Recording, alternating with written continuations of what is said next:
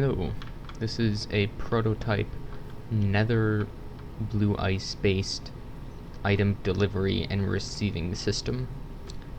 I mainly designed this for use on the casual craft realm, but it's probably going to be way too complicated and expensive for the simple job of moving items to other people's portals in the nether, which really could just be done by foot. Like, most people's portals are gonna be this far away. Like, no issue. Takes a few seconds to walk. But, you know, it's cool doing this.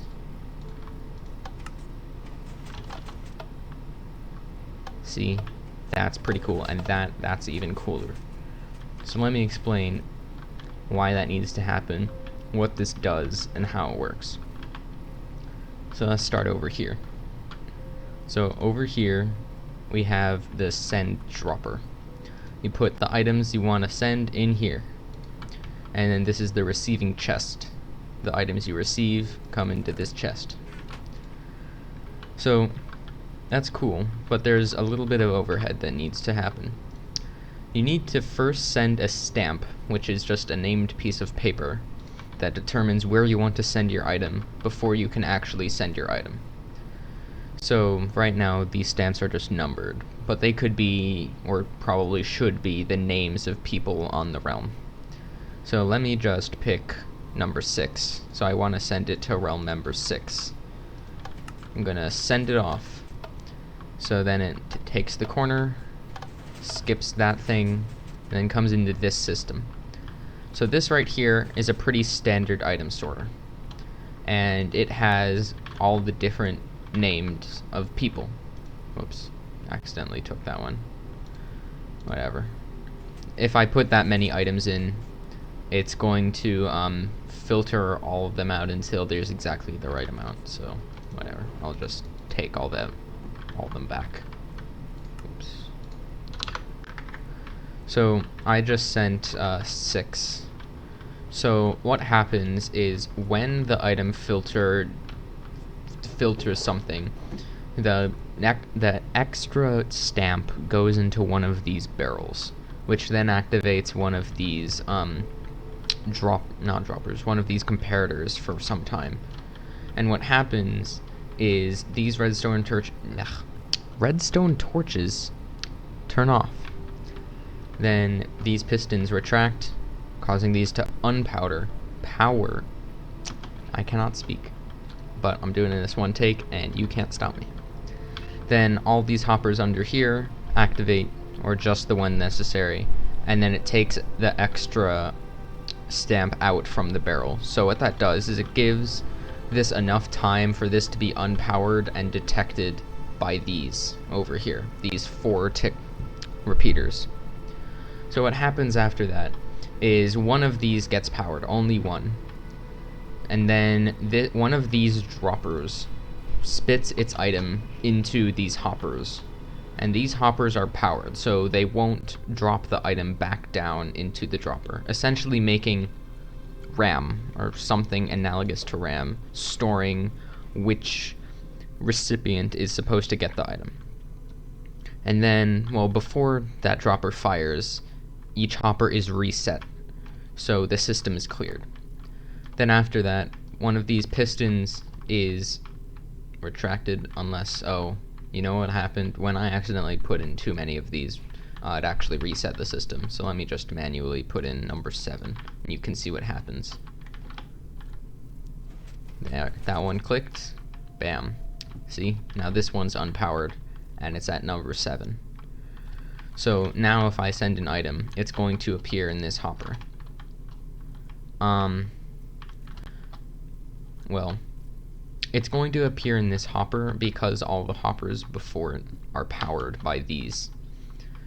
However, the only line I have hooked up right now is line 1, which just goes back to where it starts, but it's a nice proof of concept. So let me set it to 1 again, and then I'll explain the actual blue ice trail. So you see it just reset, and now it's back to 1.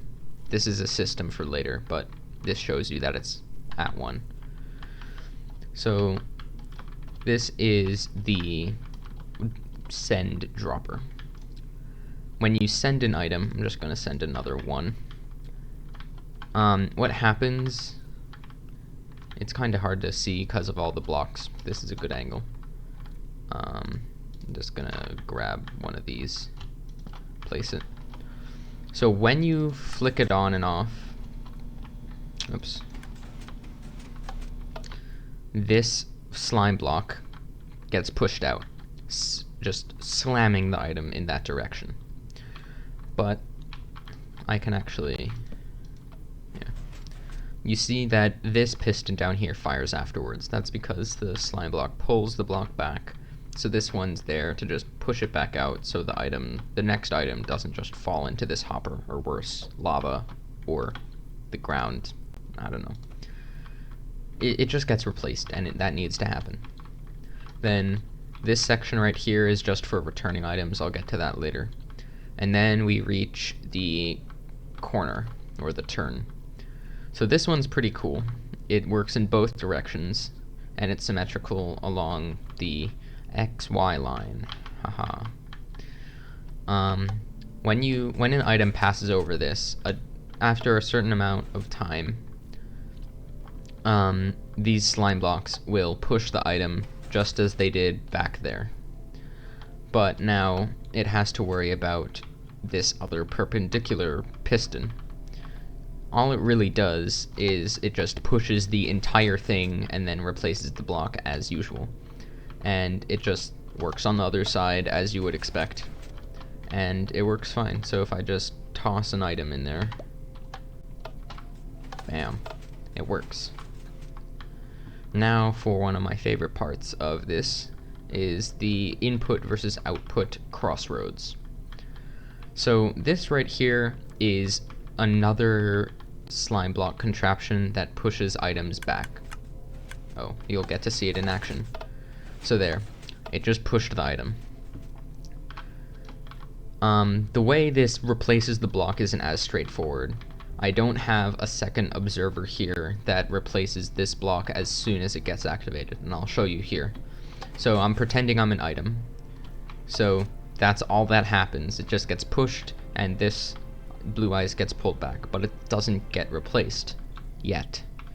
However, if I go over here to this tripwire, because the item got pushed in this direction, it will trip this wire. So if I trip it, that blue ice gets pushed back up, but when I let go, the bottom piston extends and resets the system. So it's a bit convoluted, but it makes sense and it works and it doesn't fail. It just requires this weird wiring to work. All this really is just a pulse extender.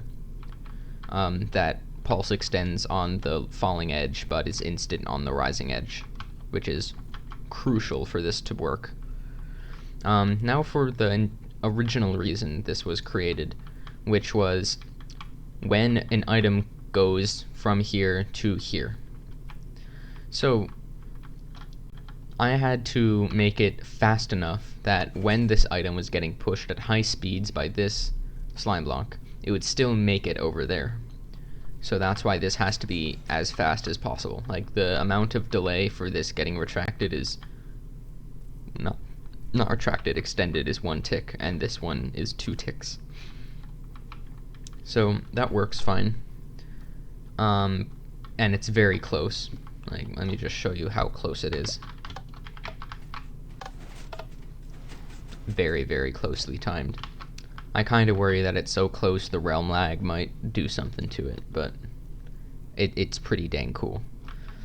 So all it really does is when these retract after, I think it's, oh, here we go.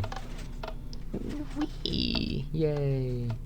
Okay, back to explaining redstone. So these get retracted and then this gets pushed out.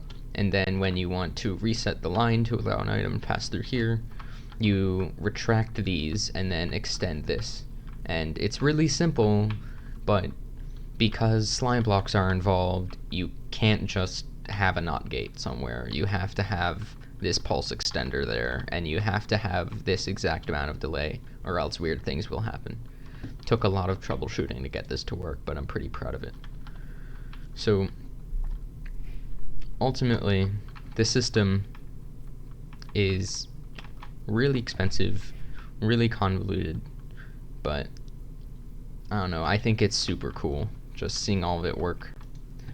Let me send an item and show you just the whole gist. So I'm gonna send a tripwire hook. Oh, I broke it, didn't I? Yeah, I did. There we go. So fires, and then it gets processed. So after all of these item sorters, it goes through this long unoptimized line of hoppers, and then it goes all the way until this hopper right here, which is the only unpowered one. Then it eventually gets to here, where it gets put up a dropper evader. Then it gets pushed all the way back, as I explained earlier, and then get to this system. This is the receiving minecart system. So the way this works is really simple. When the item's going this way, this hopper minecart is going to be unpowered, so we'll be able to pick up items off of the top here, like not like that, because of course I'm not standing on it. There. Now it should pick stuff up. Just like that. And it just goes down this line of hoppers, up another dropper evader, into this chest. And I made sure that this dropper evader never got items stuck in it, and that took a bit of troubleshooting, but it's really nice and compact, and it's pretty silent, even if you give it like a ton of items. So yeah, now it's just running silently. Really nice design. Anyways, back to this. When the item goes this way, it gets unpowered, and this can pick up items, which would normally interrupt the flow of the items, which is important for receiving the items, but you don't want that to happen when you're sending. But when you're sending, when it goes across the line, this is already behind the item, so it's not a problem. And that's the whole system. The only difference would be you would have input lines like this coming in from many directions, and you would have a bunch of these systems right here, these input-output systems, the crossroads, I guess I should call them, because they are going to be what allows you to combine multiple routes into this one input area, which brings me to the design limitations. This can only handle one delivery at a time. Otherwise, it will get confused and send items to the wrong place. It won't ever really get stuck because these item sorters are really reliable, and after it gets through this area, it's just sent and it works. But I'll give you an example. So one player wants to send it to destination 1. So they send their item, it comes over here, gets sorted, destination gets switched to 1. Then someone else, before this person sends the actual item they want to send, they send an item that switches to destination 2. And it gets to destination 2. See, it's pretty quick. It switches over to destination 2 before the item actually reaches this line of hoppers. Now, quick disclaimer, this area is going to be where the items are actually picked up from hoppers. I moved the signal with a bunch of these lines of sticky blocks. So it should make this travel over here a lot shorter, but it's still going to take time. And so that second stamp for destination 2 arrives before that item gets fully processed. And then that means that both of the next items that are sent will go to destination 2, which is a problem. So the reason I think that's okay on the realm is because not a lot of people are on at once, and because of that, they're probably not going to be using this system at the same time. However, that doesn't mean that it's not a problem, and people should definitely be aware of it. And now for the second issue, which is that this is insanely expensive. There are observers everywhere. Like, this is such an expensive thing. It is obscene, it is unnecessary, but it is very, very cool. I don't really have much else to say. I just want one more cathartic activation of the entire system. So I'm gonna send it to 1, and then I'm going to send a barrel. And the system resets pretty quickly, not too quickly, but quickly enough that you could probably sort through your inventory pretty quickly, send both items, and it'll probably work. So now the excruciating way of delivering the items. Oh, I missed it. Bam, bam. Kablamo. It's received. And then it's here. Awesome. It works. Alright, thanks for watching and sitting through my spiel. Goodbye.